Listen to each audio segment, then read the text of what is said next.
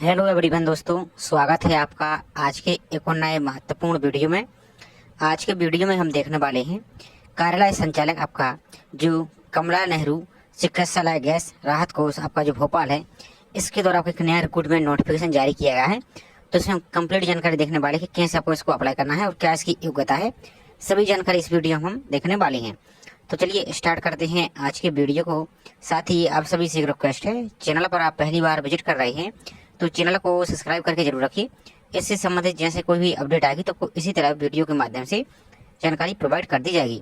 साथ ही आपका जो हाल ही में MPESB के द्वारा ग्रुप 5 के तहत आपका जैसे पैरामेडिकल स्टाफ एवं अन्य विभिन्न प्रकार की पोस्टें हैं, तो उसमें इस विभाग के तहत जिस भी अभ्यर्थी की सिलेक्शन हुआ है तो उसकी भी जैसे कोई अपडेट आएगी तो आपको इसी प्रकार से वीडियो के माध्यम से आपको जानकारी दे दी जाएगी। साथ ही आप चाहें तो यहाँ पर देख सकते हैं नोटिफिकेशन दिया गया है, इसमें आप इनके हेल्पलाइन नंबर पर भी बात कर सकते हैं, ग्रुप 5 वाले जिनका यहाँ पर इस डिपार्टमेंट में सिलेक्शन हुआ है। तो चलिए पहले इसकी हम पोस्ट की बात कर लेते हैं। यहाँ पर देखिए 17 जून को आपको नोटिस जारी हुआ था, जिसमें यहाँ पर देख सकते हैं दिव्यांगजन हेतु जो डिसेबल अभ्यर्थी हैं उनके लिए चिन्हांकित तृतीय श्रेणी की staff nurse, MSW dresser, data entry operator सह रजिस्ट्रेशन क्लर्क एवं टेलीफोन ऑपरेटरों पर नियुक्ति हेतु आवेदन पत्र जमा करने की अंतिम तिथि यहाँ पर देखिए 30 जून 2025 रखी गई है।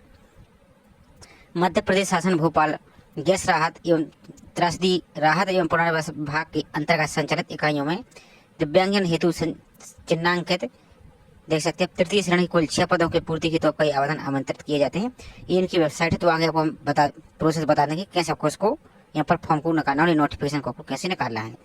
अब चलिए इसकी जानकारी पहले और देख लेते हैं हम। तो यहाँ पर है तो आप देख सकते हैं वो ये सेम यहाँ पर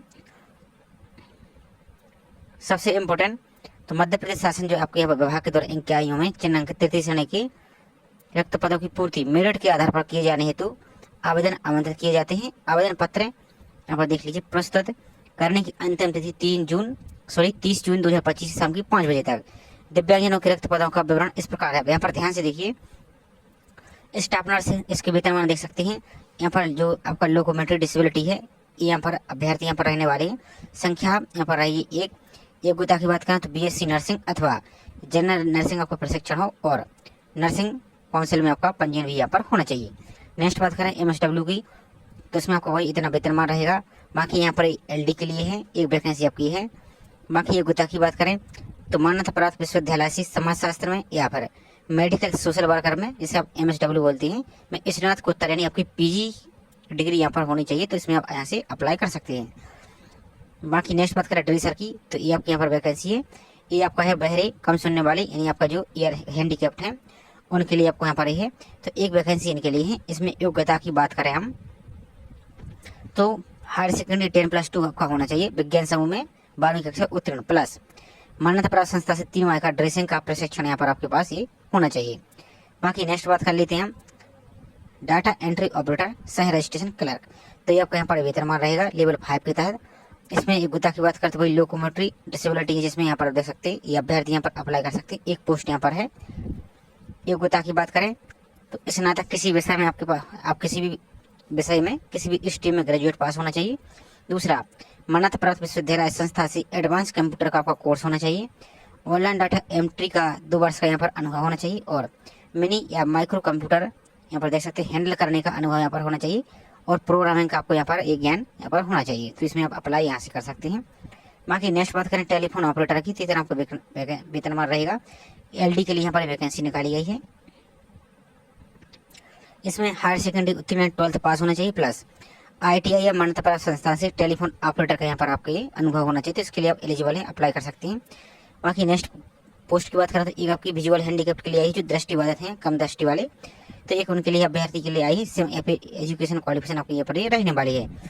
बाकी यहाँ पर बात करें तो आवेदन पत्र का प्रारूप एवं अन्य शर्त विभाग की वेबसाइट, तो आगे आपको हम बता देंगे। थोड़ा सा तरीके के साथ इसको देखते जाइए।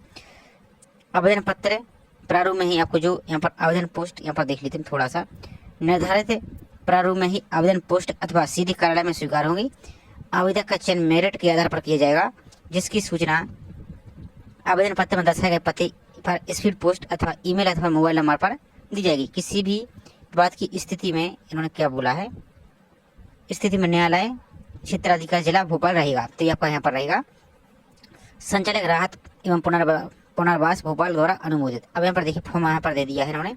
आवेदन पत्र के साथ कौन कौन से दस्तावेज आपको संलग्न करना है, तो आवेदन पत्र के साथ 10वीं की 12वीं की अंक सूची तथा पद की निर्धारित आरक्षण अर्हताओं से यहाँ पर देखिए संबंधी अंक सूची एवं प्रमाण पत्र तथा पासपोर्ट साइज के 2 फोटोग्राफ को यहाँ पर लगाना है। मध्य प्रदेश का मूल निवासी या स्थायी निवासी का प्रमाण पत्र लगाना है। जाति प्रमाण पत्र लगाना है जो आरक्षित श्रेणी के अभ्यर्थी हैं, जो कि आपका निर्धारित प्रारूप में होता है मध्य प्रदेश का। आयु सीमा की बात करें तो मिनिमम 18, अधिकतम 45 साल पर सामान्य प्रशासन विभाग के इतने 4 जुलाई 2019 के अनुसार आपका ये अधिसूचना आई थी जो अधिकतम आयु में 5 वर्ष की यहाँ पर ये छूट है।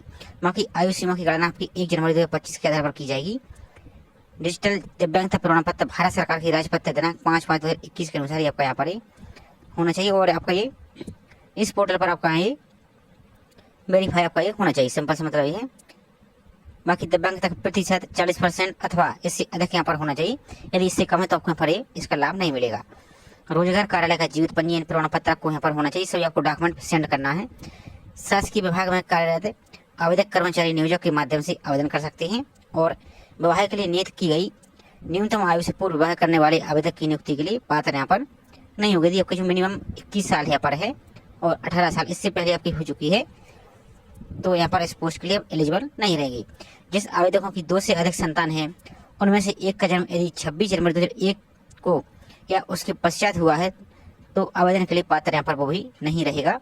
बाकी सभी दस्तावेज को प्रमाणित यानी सेल्फ अटेस्ट करके ही भेजना है। तो कहने का मतलब ये कि जब सभी आप फोटो कॉपी लगाएं तो फोटो कॉपी में आपको अपने सिग्नेचर इस प्रकार से कर देना है, जो भी आप जैसा करते हैं सभी पर आपको सिग्नेचर करना है, फिर आपको यहाँ पर भेजना है।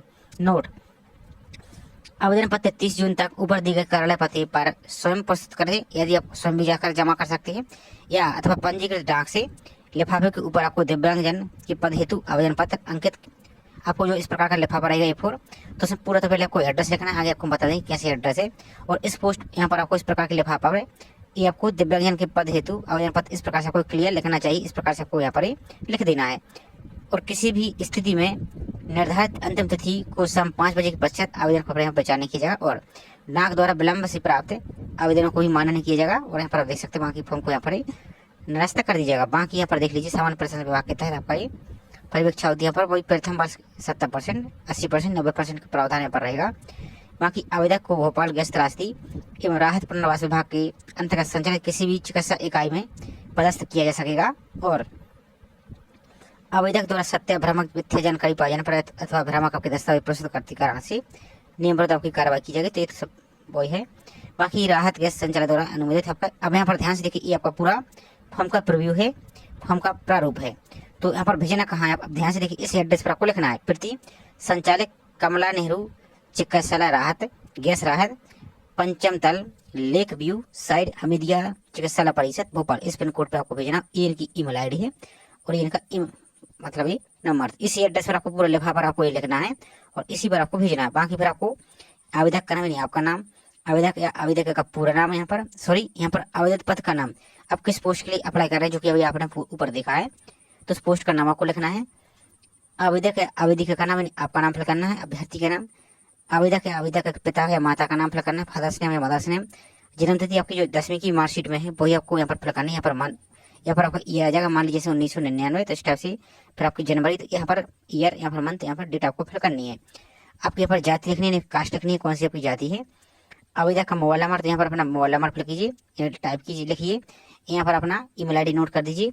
और आवेदक यदि आवेदक विवाहित है तो विवाह के प्रमाण पत्र के अनुसार दिनांक आपको यहाँ पर लिखनी है। जीवित बच्चों का विवरण देना है।